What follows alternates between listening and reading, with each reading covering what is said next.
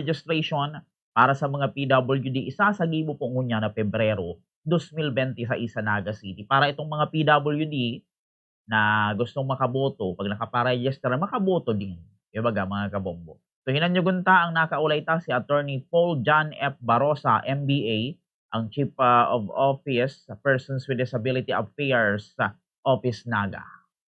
Ano yung mga programa natin sa PDAW ngayong taon, especially ngayong Pebrero, attorney? Ngayong Pebrero po, sa February 6, meron po tayong programa kasama ang COMELEC. Nagpapasalamat tayo sa Commission on Elections dahil bukas po sila na magkaroon po ng special registration para sa mga PWD, senior citizens at mga pregnant women dyan po sa Robinsons. And again, thank you to Robinsons for allowing us to be our partner. No? So doon po, special registration tayo from 10 o'clock in the morning to 5 p.m. Para po convenient dun sa mga PWD, mga seniors, yung pag-raise. No? Kasi doon po may parking na maayos. Gagawin po yan Friday. Okay po. Iyon. So, ano po yung mangyayari doon, attorney? Registration lang po ng mga gustong maging botante sa Naga. Kung yung mga na-deactivate, pa-activate po tayo. Yung hindi pa nakaka-register, maging botante po ng Naga. Yung magda-transfer galing sa ibang munisipyo, sa Naga. Gagawin lang po natin yun para mas maging convenient sa mga PWD. Kasi syempre, dito sa City Hall, medyo yung sa parking natin, medyo challenge na. Diba? Sa mobility, doon at least may mga rampa, may mga escalator, may elevator, may mga sufficient number of parking spaces para po malamig, mall. Tapos kung may pupuntahan yung may bibilhin lang naman yung nag-aalaga dun sa PWD, sama niya na yung PWD para makapag-list. Opo. Ito, attorney, kung may data kayo or sa inyo pong mga observation, gaano na ba karami, attorney, yung mga PWD na natulungan natin dito sa office? Sa Naga City po, meron na tayong 9,894 na PWD. Pero yung active po niyan as of December 31, 2025 is 6,932. Yung mga deactivated, meaning nag-expire yung ID dahil nga meron siyang validity period lang, is 2,962. Medyo madami, no? Pero over the course of January hanggang ngayon, January 5 hanggang ngayon, ang dami po nagbe-renew.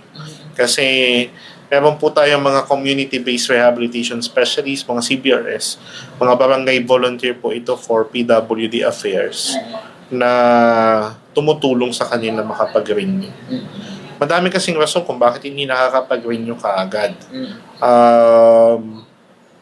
Una, syempre, yung bakit hindi aware yung may PWD ID na, may validity lang pala to. Diba? Well, andyan naman sa ID pero we always have to presume na baka hindi binabasa. Diba? So, for those na expired, baka di lang nabasa. So, tinutulungan natin. Kaya pinapapuntahan po natin doon sa mga barangay volunteers natin, yung mga bahay, yung mga pamilya na ipaalala sa kanila. So, ang dami na po nag-renew nung simula January 5 hanggang ngayon. Yung iba naman dito, na pag-alaman namin na wala na sa Naga. Lumipat na ng bayan. Yung iba nagsakabilang buhay, yung iba nagsakabilang bahay. Mahirap ba, attorney, magpa-renew ng Mabilis lang naman. Ang kailangan lang may medical certificate ka. Kasi kailangan i-establish nga na dalawang bagay ang kailangan i-establish. Yung una kasi, establish natin may disability ka. Kaya kailangan mo yung medical certificate. So, pupunta ka Yung medical certificate mo, dadalhin mo, punta ka sa City Health Office.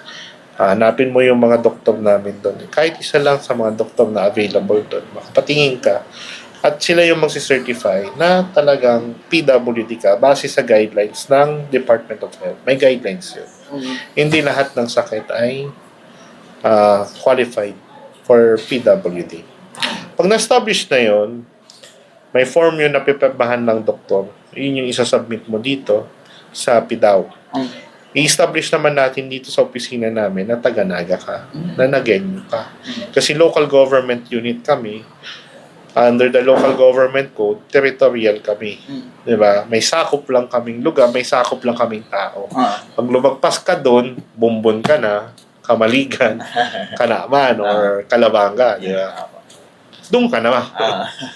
Now, paano mo masabing Nagenyo ka? Kasi pwedeng ang dami mong bahay, sobrang yaman mo, may bahay ka dito, may bahay ka sa Pili, may bahay ka sa Kanaman, may bahay ka sa Kamaligan. O taga saan ka ba talaga? Di ba?